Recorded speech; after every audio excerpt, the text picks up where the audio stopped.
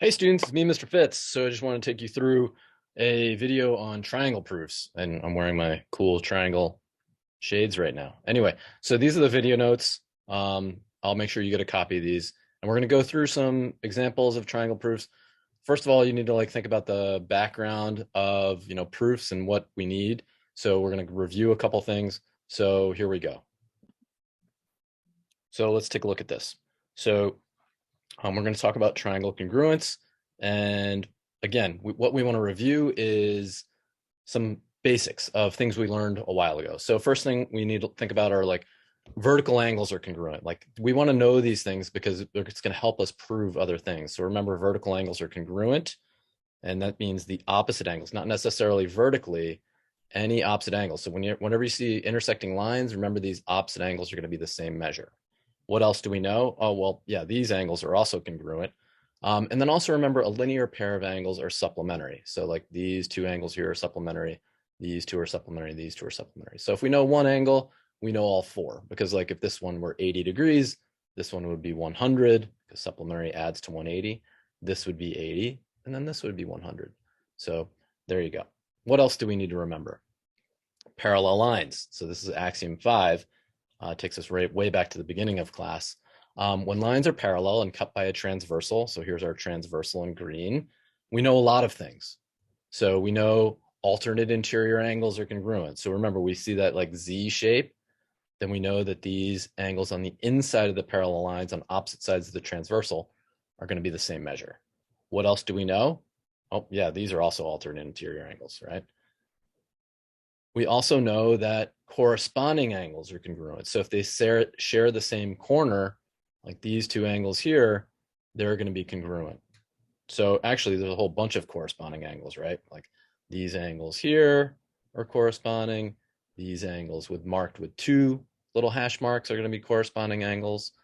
Actually, so these two here, and then these two here, and then these two here. If they share a corner, remember we traced them with patty paper and slid it up and down. If they're in the same kind of location, then they're going to be congruent corresponding angles. Lastly, alternate exterior angles. So on the outside of the parallel lines, outside, and on opposite sides of the transversal, those are also going to be congruent. So we have one other set of alternate exterior angles. Those are that.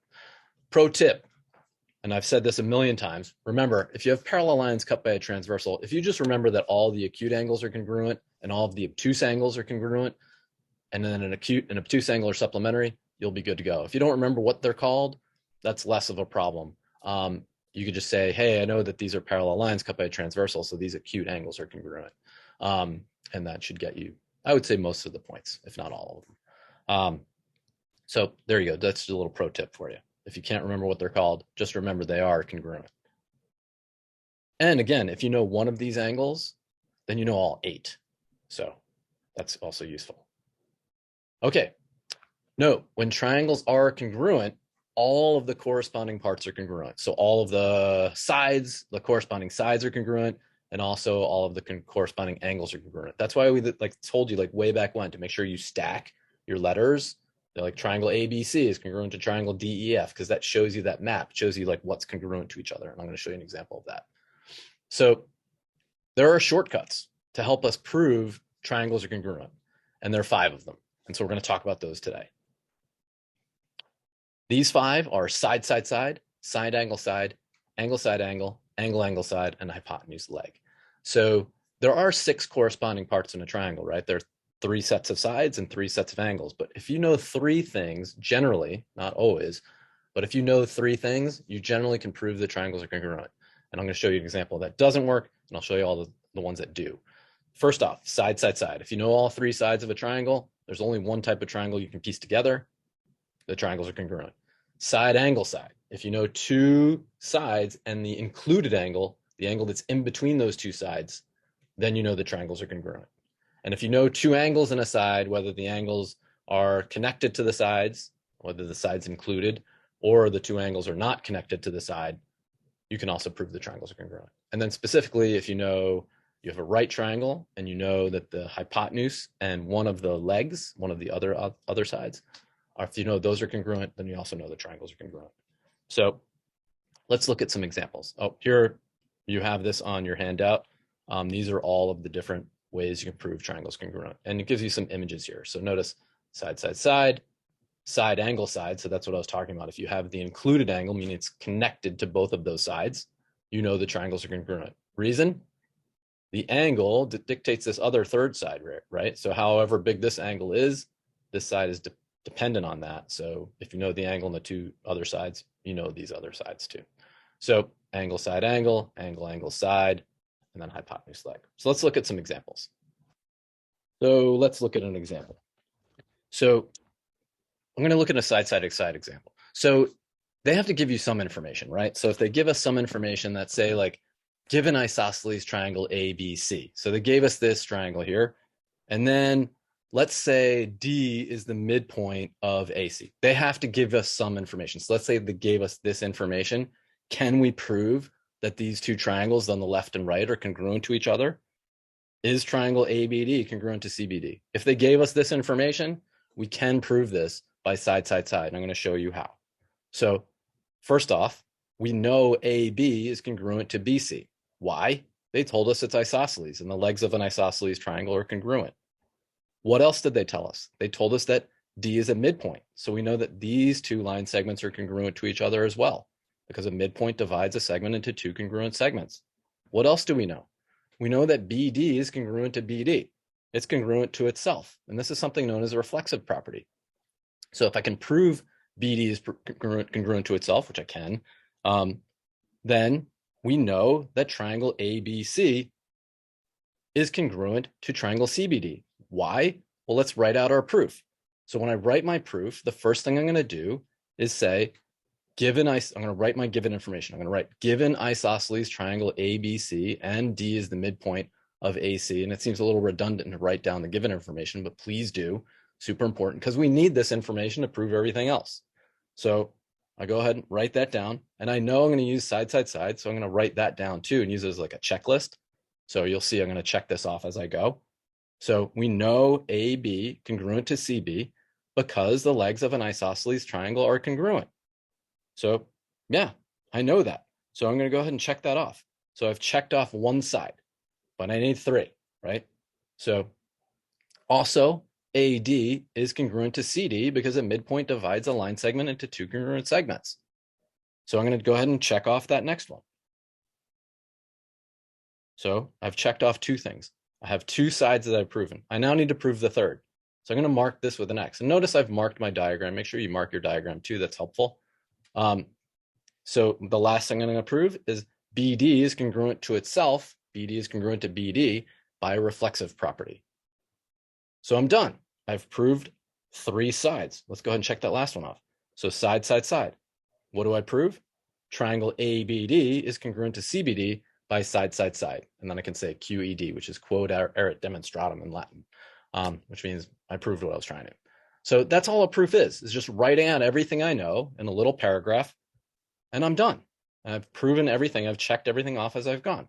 So that's it. We could have also used side, angle, side for this problem. And how? Let's take a look. So instead, if I said, all right, well, I know it's an isosceles triangle. I also know that the base angles of an isosceles triangle are congruent. So I could have said angle A is congruent to angle C because the base angles of an isosceles triangle are congruent. So by side, angle, side, if I don't use this reflexive property, I could say these two things are congruent and then the midpoint. So by side, angle, side, I also know that these triangles are congruent. So that's another way you could have written this proof. So there you go. I just wrote this proof two different ways. What are the advantages of this? Like, why do we do this? Well, we do this so we can prove other things. So what else can we prove? So by corresponding parts of congruent triangles being congruent, I could say that by CP, you'd even abbreviate it, CPCTC.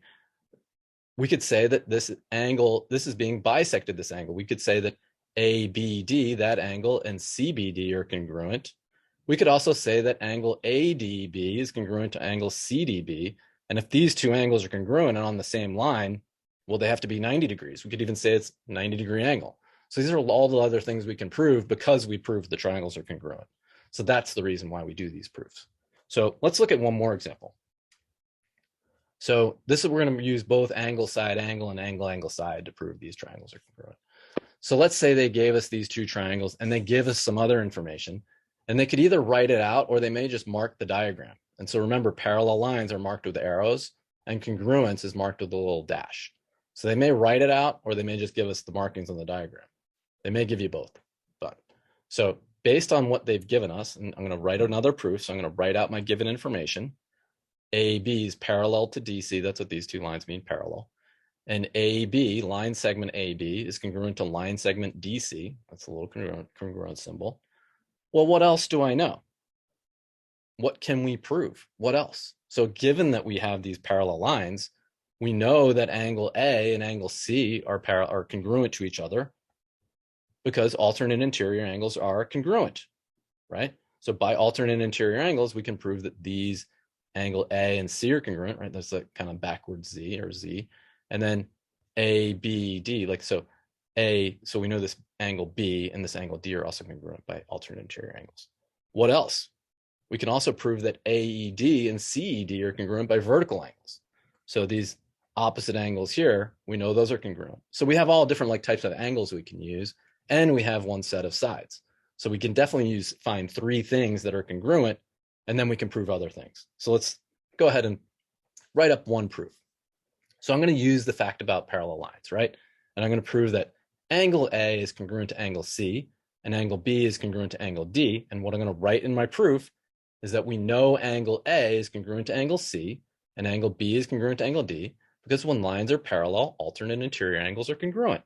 If you can't remember what they're called, just say when lines are parallel, we know, the acute angles are congruent or something like that, just so they get a sense that you understand that the parallel lines are creating the congruent angles, but there are alternate interior angles. Therefore, we can say triangle ABE is congruent to triangle CBE by angle side angle, QED. So that's one way I can write this proof. So, and it's angle side angle because it's angle side angle. The angles are connected to the side, and the side is sandwiched between the two angles. So that's why that's angle side angle. Let's look at one other example. So if I use the vertical angles, so let's say I use angle A and angle C, because when lines are parallel, alternate interior angles are congruent. And DEC is congruent to BEA, so these opposite angles, because vertical angles are congruent. You could even say opposite angles, that would be okay. Therefore, angle ABE is congruent to, triangle ABE is congruent to triangle CDE by angle side, because now I'm using angle side. I'm not using this angle over here. So the side is not connected to the two angles, so it's angle side. QED. Great. How does this help us, Fitz? What else can we now do? Well, what we can prove now is that we can prove that E is actually a midpoint. Why? Well, because of the corresponding parts of the triangle, right? So if I stack my congruence statement right here, I know AB is congruent to CD. That's what they gave us. I know BE is congruent to DE.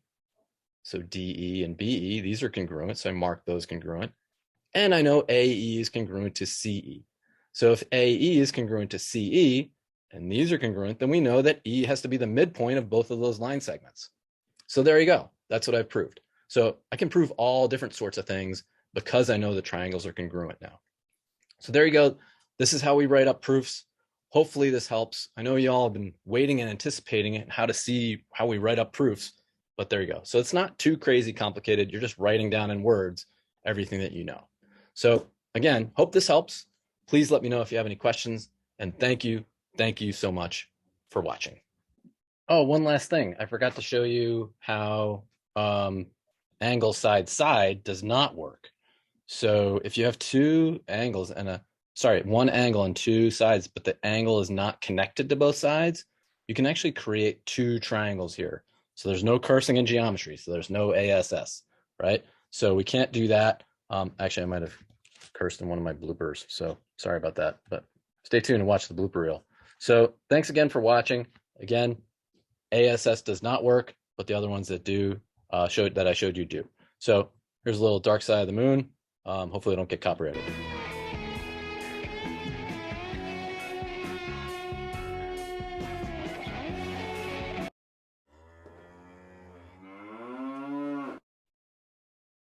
So I'm going to go ahead and check those off.